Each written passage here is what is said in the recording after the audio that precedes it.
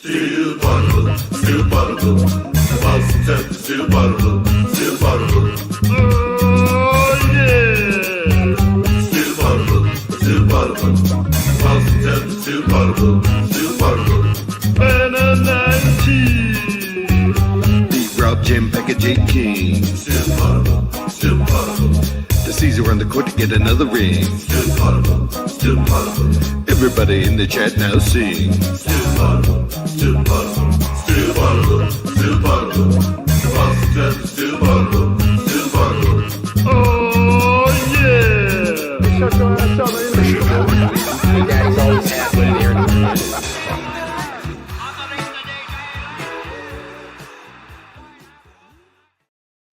Welcome back to Still Poddable. It's weird if I just say it in a normal voice, but this is Still Poddable, the best Celtics podcast here on Al Gore's internet. I am Sam Jam Packard, professional sports fan. I couldn't even say it. I'm a professional sports fan, folks.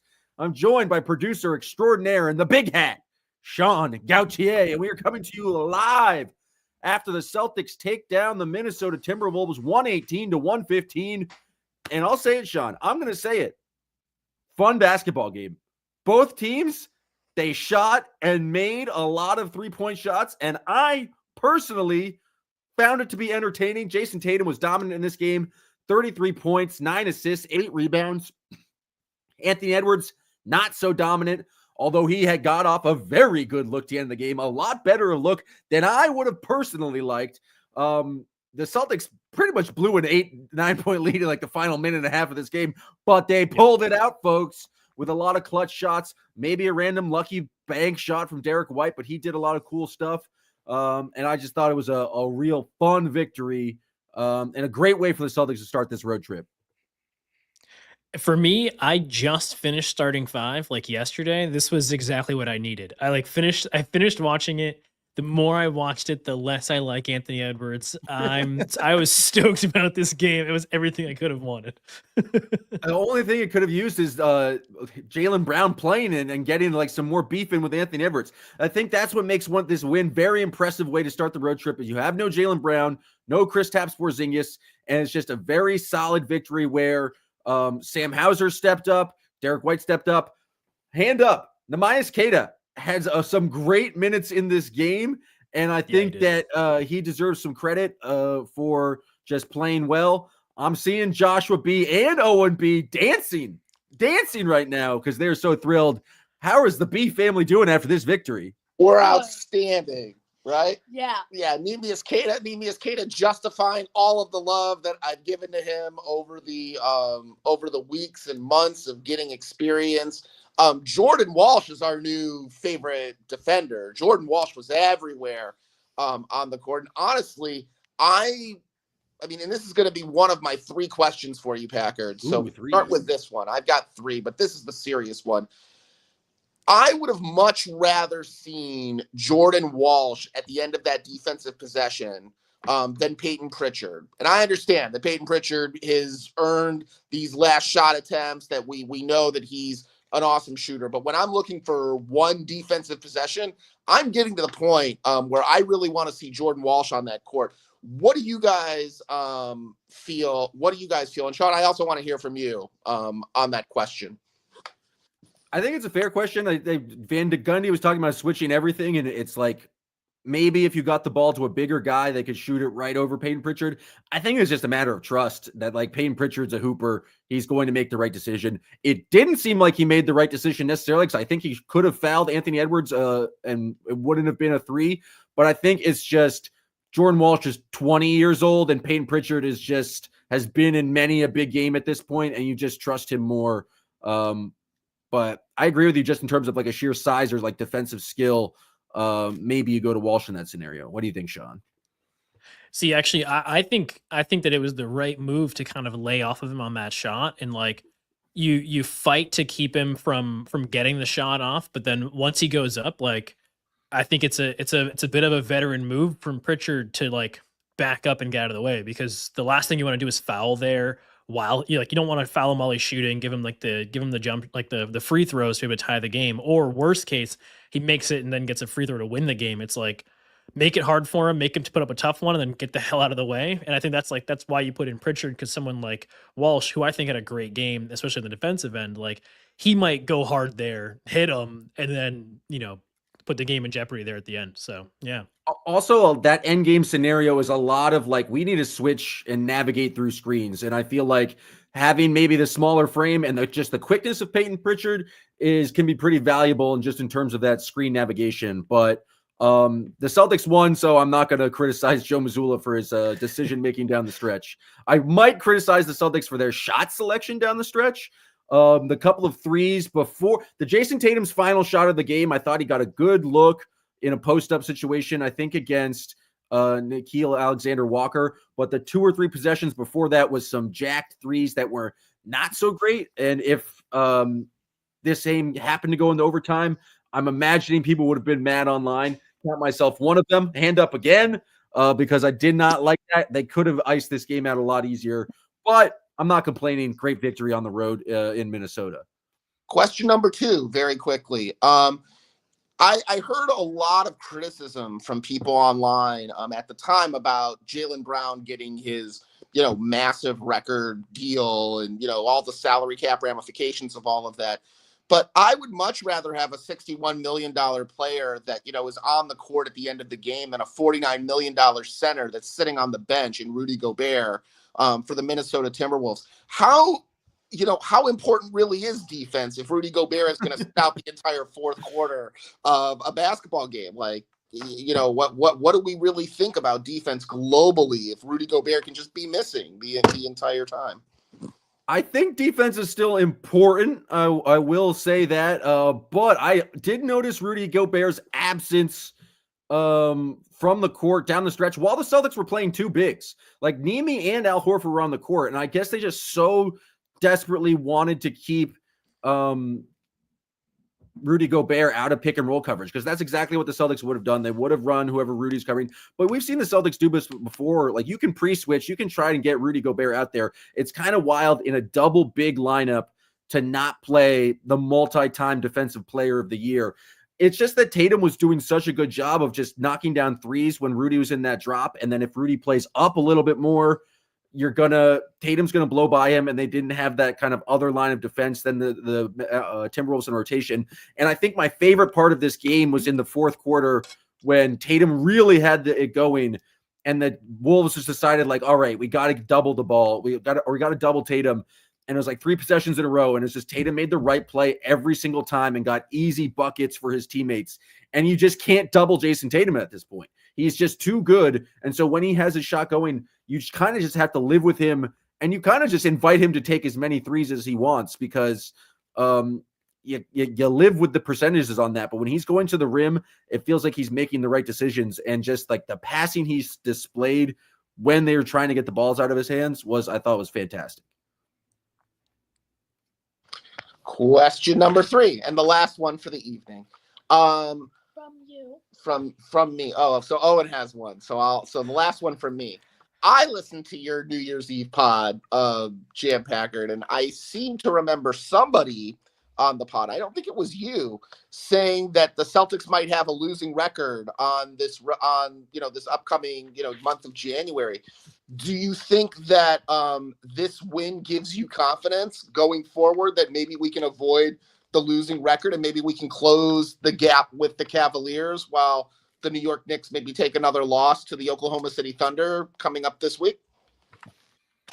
I mean, it's a good win, but you got to take these games one win at a time. You can't get too high, can't get too low. I'm going to channel my inner Jason Tatum, channeling his inner Joe Mazzulla, channeling his inner Brad Stevens. It's 5 games. It's a lot to try and close down, especially in a month. But I think if you start building brick by brick and you start to get things going, then maybe you can close that out. And it's a great start to the road trip. It's going to be a big test to come after that and play against the Rockets, who play super hard. Hopefully it's a situation where you have Jaylen Brown and Kristaps Porzingis back, because I'm guessing Al Horford's not going to play. But you start 2-0 on this kind of this tough, super hyped, probably overly hyped by the media road trip, just because it's the first kind of adversity in terms of schedule the team has played so far. But I think it just was a very solid start to the road trip, and it definitely gives you some confidence moving forward. Okay, Owen B's got his question. Here we go.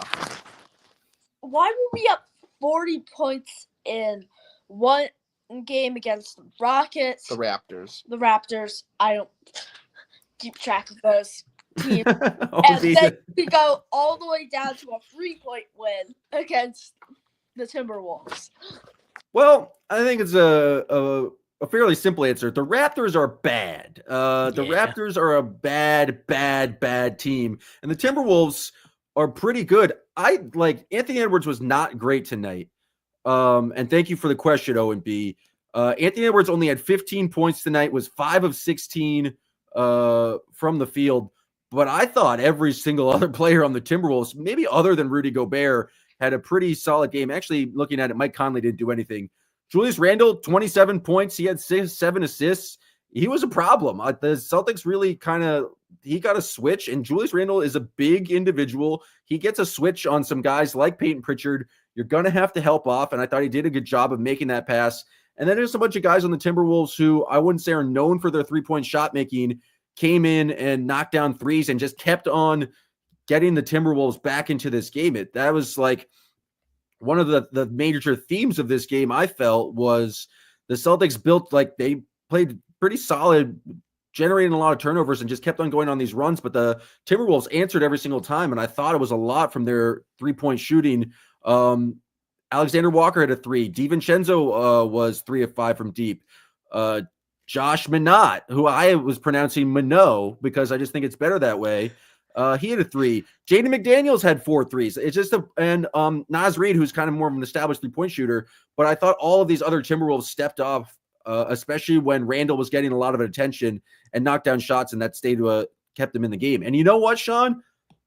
That made the game fun. One team got a lead, and then the other team was able to get back into the game because of this shot that's worth 1 more point than the other shots. And the amount of 3 points that were taken made for an enjoyable product to me. I enjoyed the basketball game tonight. Yeah, it's almost like games can still be enjoyable if teams are taking threes and hitting them. I think that's the thing. That, like, people are like, "Oh, the Celtics are ruining basketball," and it's like, no, it's teams that can't shoot threes trying to shoot a million threes that's ruining basketball. And it's just like ridiculous to me. It's like that becomes a major talking point. It's like, yeah, that's been something that's been going on in the NBA for a decade now. Like, they take, what are we doing here? And I tweeted something like, do MLB commentators get mad for players socking a bunch of dingers? And then people tweeted at me, yeah, like weird baseball heads are kind of angry that everyone socks dingers these days. Who doesn't like dingers? Dingers are the best. And so I don't understand this, like the continuous, relentless, like, yes, the Celtics take a lot of threes. Yes, the Timberwolves take a lot of threes. They combined, well, the Celtics took 57 tonight, knocked down 22. The Timberwolves had an amazing percentage. They were 21 of 39, over 50% from 3. Like, and that is what kept them in this game. It was one of the more fun basketball games, back and forth, both teams going on run because of their three-point shot making, because of their ability to score in large volumes, that made it a fun game. And it's just like ridiculous for Charles Barkley to be so upset and just like be ridiculous during halftime. And it for me, just like I feel like they calmed down in the second half and it became more about like the actual game than it did about just like the sheer number of threes taken. But at some point, it's no longer a novelty. It's just like, this is what basketball is. Talk about defending the three-point line. Talk about not letting the Celtics shoot 57 threes. Like there's some nuance to be explored here. Oh, I can't hear you, Sean. I can't hear you. What have you done? I'm sure it was a great point. It was a great point. And it was the timing is all lost. Anyway, I was saying, talk about not doubling Jason Tatum all game when it's not working all game. Yeah, and they like it didn't work at all, and I felt like that was a great part of the fourth quarter. The Celtics actually, I think, won this game with a very dominant second quarter. They won that quarter 34-16. And Sam Hauser came in, was just absolutely dynamic there in that quarter. He hit 3 threes. The Celtics were, and this is something they did all game, generating a bunch of turnovers. But anytime you can outscore an opponent by quick math, 18 points in a quarter, you're just giving yourself so much more margin for error. And actually, the Timberwolves had a much better second half, outscoring the Celtics by a fair amount. I'm not going to do the math on this one. I'm just going to scroll down. Yeah, the Timberwolves outscored the Celtics 64-56 in the second half, and we're 67% from three. So the Celtics did a lot of the kind of groundwork there by just having this super dominant second quarter that I think started when Tatum was not in the game. You had Hauser come in and it's like really, I think he knocked down 3 on 3 consecutive possessions, and they were able to survive that Tatum-less moment. Something they were not less able to do in the fourth quarter, but they just made enough plays to win.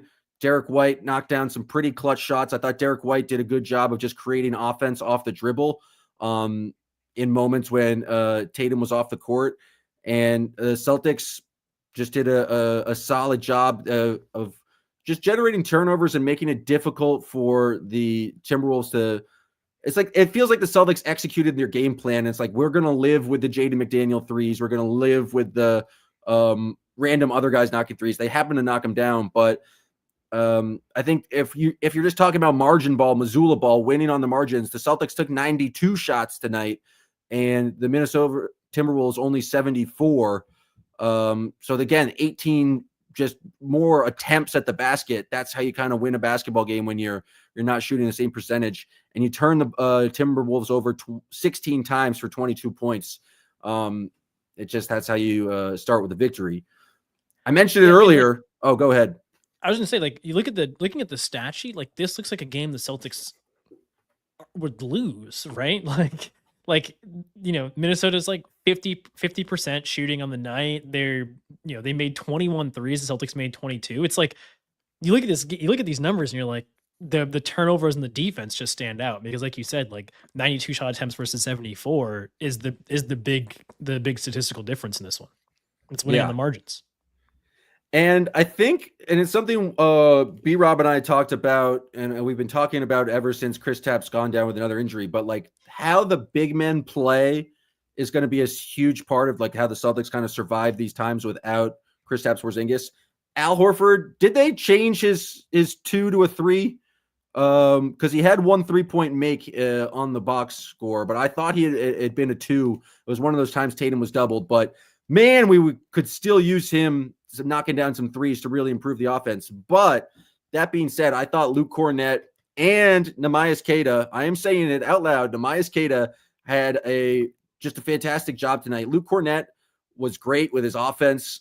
He caught one of the sicker alley-oop dunks, like a float pass. It wasn't actually a dunk. It was a layup, but it was still very cool. It was cool like a dunk. And I just thought he was pretty good in the short roll and had some good moments on offense. But then Nemi tonight with a plus 17 in 21 minutes, just moving his feet on defense. I thought actually he did like a great job on Julius Randle playing him straight up, and it allowed them to stick with all of their shooters because you could just have one guy on Julius Randle at that point. And I've been super critical of Nemi this entire year, but I thought he really made a difference on defense, and like it showed with Joe. Had a lot of faith in him down the stretch of like, we're going to need your defense. We're going to need your switchability, especially if they're not playing like Rudy Gobert. And I just thought he did a pretty solid job tonight. And of course he caught the lobs and did all that stuff, but it was really his defense that I thought was the most impressive from Nemi tonight. He also he got one down low against Rudy and scored over Rudy Gobert. I love in the post, a post move. In the post, yeah, just like post him up. That was excellent. He also, one of my favorite nerd plays in basketball is when inbounding the ball into an alley oop. Drew like inbounded it up to him. He dunked it, and I was like, hell yeah, those are winning plays. He also just made a very solid bounce pass. It was right after he had that possession over Rudy, and then the next time Tatum got a long rebound, was kind of falling out of bounds, threw it up to Nemi, who caught it at half court. Nemi just made a solid bounce pass to Horford, who passed it to another guy, and then Drew got it back to Nemi for an easy dunk. And it's like the thing that makes that impressive is that normally when you see a 7-footer catch the ball anywhere in the open court, they have no idea what they're doing. And Nemi has been guilty of that this year.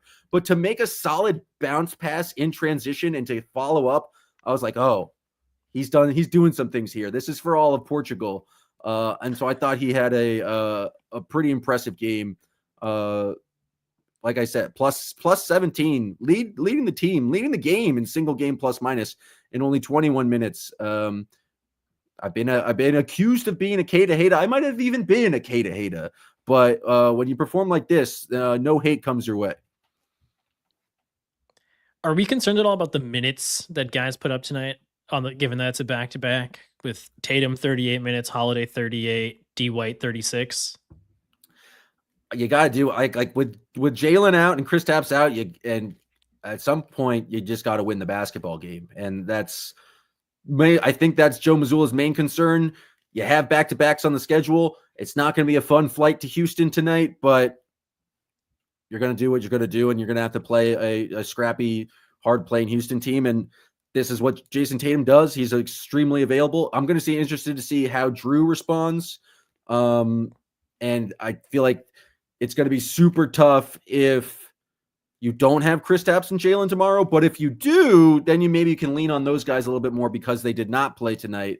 And so it's going to be interesting to see maybe Luke Cornett, because he didn't really play in the second half. You lean on him a little bit more with Al out. But yeah, I'm very interested to see kind of what the effort level is against a Rockets team that plays extremely hard under Ime Udoka. Here's a question for you. Is there a revenge factor against Ime Udoka? Because he left and the Celtics won a championship. So is there revenge against him, or is there bad feelings against Ime? I feel like the Celtics, when I ever spoke about Ime, they're always very positive. But Ime was mean. Ime was kind of a dick and would call them out in public. I feel like there's probably some internal motivation to like want to destroy his new team. Yeah, and also like Ime screwed everything up, and then they didn't get to go back to the finals, and they didn't win. Like, obviously things look good, right? Like, it all worked out, and like I don't think anyone's mad that Joe Mazzulla is their coach, but like they were kind of gearing up to like run it back, already. They were ready to run it back and like get back to the finals, and they were like, if Jason doesn't get hurt, and there was all those things, like you had so many things you were ready to go back, and then Ime screwed it all up and kind of set you back a year. Yeah, I think they're ready to destroy Ime's team. Well, let's hope they do it. For basketball observations for this game, when Ant smoked the bunny at the end of the game, that was pretty fun. Like, that was just like a bad moment for him. I also have in my notes that Luke Cornett was playing pretty good defense. Just in like, you're not like, they're trying to lob it a bunch, and I thought Luke does a good job of preventing lobs from going to Rudy Gobert. And then other my notes, Peyton Pritchard baseline drive, sweep pass to Lukey Cornboy. It was a good play, but I like to phrase Lukey Cornboy, so I had to say it. Any other basketball observations for you before we get to the nonsense? Yeah, just like there's another clutch Pritchard offensive rebound, and there was also one where he like got a hand in there and got it off of someone else out of bounds, and just I feel like we do talk about it a decent amount, but like it's just great seeing Pritchard just battling for boards, and just really like making up for his size, especially for the Celtics, where like we've talked about it, how like Brad Stevens will probably never sign another guard under 6'3", but like Peyton Pritchard's just proving time and again, like he's like, no, I'm different, I promise. And so like that's really cool to see. And also just again, like it sounds like you said you were listening to the national TV broadcast of this game. I was listening to the NBC Sports broadcast or watching. See, I didn't even know there was one. No, because yeah. Normally they give the old exclusive when it's a national TV game, but apparently not. Yeah. So I was Did Drew Carter say biscuit in the basket? I didn't notice a biscuit in a basket. Maybe he might have. He might not have done it for you today. It's because you weren't watching. He knew you weren't watching, and he was like, well, no not need. Even worth it. Yeah. But they were having a discussion about like, is this or is this not an MVP level, type performance from Jason Tatum? And I think the consensus between them was like, yes, it is. But they were like, interesting conversation about how he's really not in the conversation right now nationally. He's kind of fallen out of that conversation again. But Scal was saying like, this is the kind of road trip where, if he strings together a couple more games that look like this one, you could see him right back in that conversation again. Yeah, I mean, you win games, you're the best player on the court on big nationally televised games. I definitely think that is in the conversation. I just don't I think Jason Tatum could put up 50 for the next week, and like still, you're not going to compete with Jokic's numbers. You're not going to really compete with like Shea being seen as the guy on his team. And Giannis like is also doing ridiculous things. I really think it's very hard for the current makeup of the Celtics. Like no matter what Jason Tatum does, unless he really starts scoring like 35 a game or starts averaging a triple double, for him to get into the MVP conversation, just because it's kind of the way the narrative has worked at this point, and it's a very narrative driven award where it's like the Celtics have a great team. They've won on their teamness. They're not going to reward individual guys at this point. So it'll be interesting to see. I'm all for it. If Jason Tatum wants to be dominant over this next 3 games and they sweep the road trip, I'm going to put it out there. I'm for that. I'm for the Celtics winning. That is cool with me. Ready for the nonsense? That's right, folks. If you're a first-time watcher here on the Poddable Postgame, we do a little segment to end the show called JM's Junk Drawer. It's where we empty out the notes for all the nonsense, other observations that we had during the game. And if it's your first-time watcher here on the Poddable Postgame, you're live on Twitter, on the YouTubes, go to patreon.com/stillpotable. Subscribe today. We got Monday through Friday content for you from me, from Sean, from B-Rob, and Jay King of The Athletic. Shorter junk drawer today because you know what? The game was fun. And when the game is fun and like entertaining, I'm less focused on the tomfoolery and the ballyhoo. But to start it off, Sam Hauser's definitely balder than I remember. And each game he gets balder and balder. And I'm not even going to play the fun noise. It's just a sad observation for him. He should go to Turkey in the offseason. He's a dad now, Packard. That's true. Maybe lean into the baldness. I don't mean to bald shame anyone. It's just when you're on television so much, I'm going to be a bald noticer. And, you know, maybe that's on me for being so superficial. I was watching the national broadcast, and Kevin Harlan's voice just sounds like a video game. And it's probably because they use his voice for 2K, but it's just like some points you're not really paying attention. You're like, did they pipe in the 2K guy just for this broadcast right here? It's kind of ridiculous. Yeah, I feel that too. I end up tuning him out, which I feel bad about. But it like when I'm playing 2K, I'm like, oh god, it's just gonna do the same thing again, and I just start ignoring it. And then I'm like, oh wait, this is actual real life play-by-play. I can listen to this. He's the best in the biz. He's fantastic. Shout out to Kevin Harlan.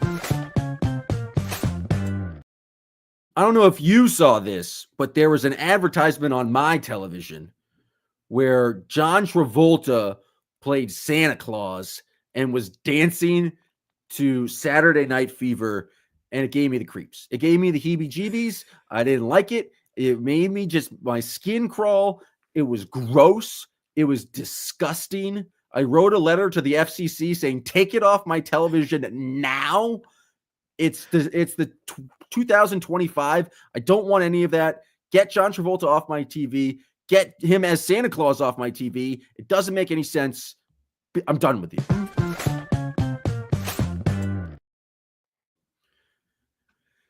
Anthony Edwards complains just as much as Jason Tatum does, like if not more. And it's just, he doesn't have that reputation. It's just because he's more charming. He has a more charming personality. But you can hear him be like, come on, ref, 6 or 7 times a game. And tonight, Jason Tatum got a tech for clapping. And I feel like you just don't see that happen with Anthony Edwards because he's a funnier individual than Jason Tatum is. The craziest thing too is it wasn't even Tatum clapping about a call against himself.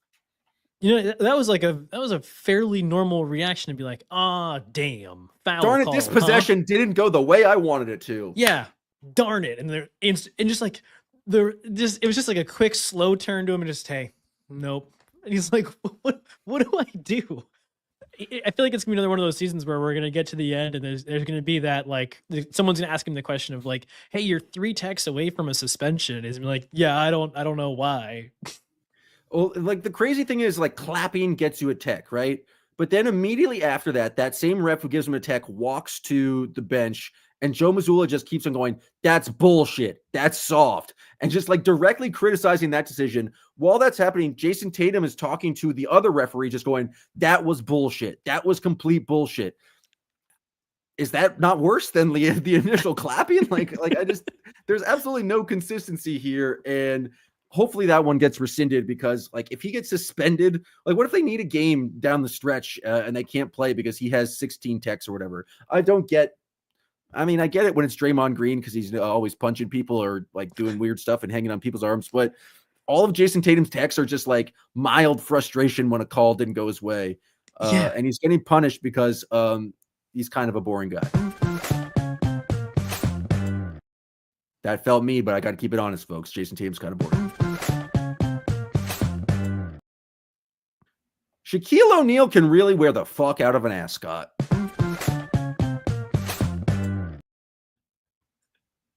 That's all I got. That's it. My last bit of junk is really is a question to the universe because I don't know how you would possibly know the answer to this question either. But we haven't been going to press conferences this season, to the post game press conferences anyway. We've been doing this, but with a flight out of Minnesota to get to Houston, does Jason Tatum do his press conference earlier? Is that enough to get him out of there before 12:30, or like? Are they all there? Is everyone waiting around for him to be able to fly out? Oh, no, he gets out of there way earlier because the reason he takes so long in the home press conference is because he's just going basically back. But when they do have a flight to catch, they can get it going a lot faster. What is taking so long is he's just sitting with a bunch of ice around his knees, or he's lifting weights. And it's just Jason Tatum working on Jason Tatum time because he's a superstar. But there have been times, whether it's like an early flight the next day or especially on a night of a back-to-back, I wouldn't be shocked if Jason Tatum has already spoken to the media because they want to get to Houston. They want to get their sleep in. And so I do think he has control.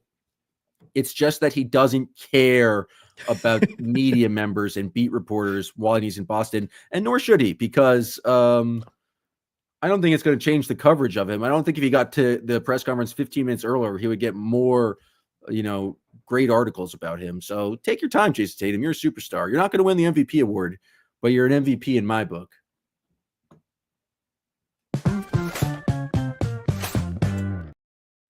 I thought you were going to end it there. I thought you were just going to hit end stream and call it. Yeah, no, I thought it was too, but I wasn't exactly sure what I was doing. So I just pressed the button. But now I'm going to end it. That's going to do it for us, folks. Appreciate everyone tuning in live on the YouTubes, live on Twitter. We'll be back Sunday after the huge game against the Oklahoma City Thunder. Probably talk a little bit of what happened in that Rockets game as well. Who knows? If it's a good Rockets game, maybe we'll come back and do a post-game show for that. But we appreciate everyone for tuning in, everyone who's subscribed to Still Poddable. Go to patreon.com/StillPoddable. Subscribe today. We'll be back with more Celtics basketball and see if they can go 4-0 on the most exciting, important road trip ever. Still Poddable, Still Poddable. The Boston, Still Poddable, Still Poddable. Oh, yeah.